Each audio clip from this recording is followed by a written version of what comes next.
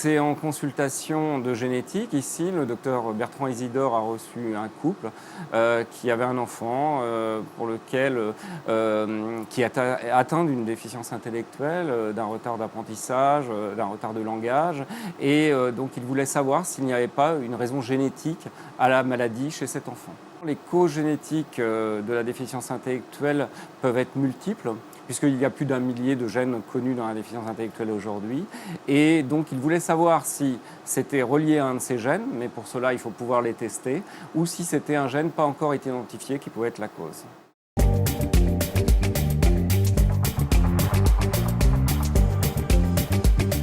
Tout part d'un prélèvement, d'une prise de sang. À partir de ce prélèvement sanguin, tout simple, on extrait l'ADN des parents, de l'enfant.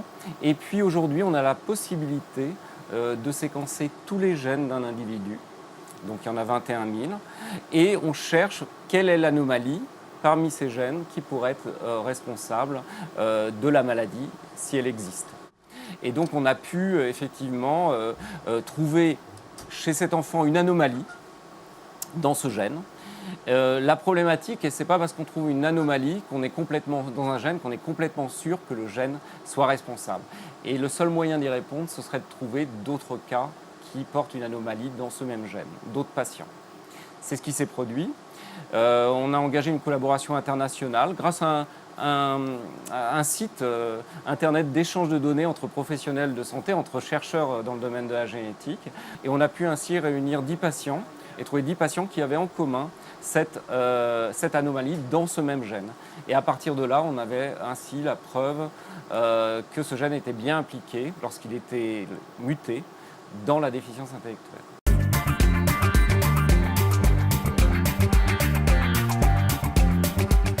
Ça permet aussi à ses parents, d'ailleurs j'ai eu des retours qui montrent parfois des associations, de pouvoir contacter d'autres parents d'enfants qui ont les mêmes anomalies dans les gènes, de pouvoir échanger, de pouvoir se voir, de pouvoir communiquer via les réseaux sociaux. Et puis après, sur la connaissance de la maladie et sur la recherche qui amènerait vers de nouvelles découvertes thérapeutiques, évidemment, c'est juste le point de départ. Donc il y a des travaux qui sont en cours à partir de cette découverte qui doivent permettre de trouver, bien sûr, des explications au dysfonctionnement de ce gène. Et puis ça permet de manière globale de progresser sur la connaissance de cette maladie.